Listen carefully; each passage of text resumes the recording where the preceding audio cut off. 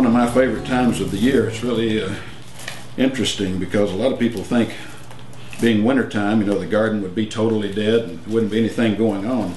But actually it's a very fascinating time behind the scenes. As you can see right here, I'm shelling out some Shoepeg corn. Now Shoepeg corn was one of the favorites of the old-time millers. It makes an excellent cornmeal. It's good for grits, good for polenta, any of those types of things that the chef would want this time of year. So you can see this is a bowl full of it.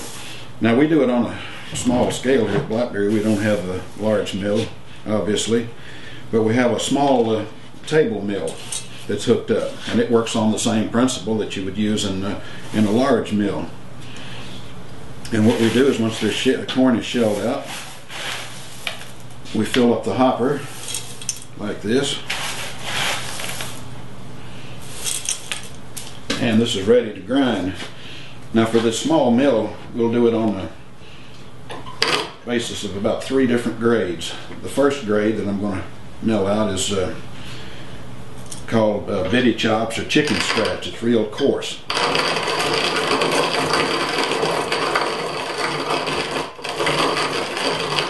Now you can see by looking at this that it's very, very coarse and great. This is much too coarse to cook. But for chicken feed, which we use a good bit of, we have a lot of chickens here at Blackberry, and we have an excess of corn, so we'll use that for chicken feed as well. As small as this hand mill is, it's amazing how much you can grind out. See, in just a very short time we've got this much. Now the next setting for this will be tighter, which means it'll be a finer grade, and that's the grade they would use for grits or polenta. The chef loves to use this homemade polenta here, the fresh ground. It's wonderful. It's totally whole grain.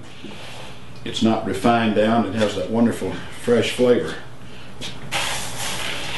Now a lot of the different corns that we grow here are heirloom. In fact, all of them are. And they call it Shoepeg because it resembles the old shoe pegs that people used to put in their shoes to keep the shapes. And that's where that got that name.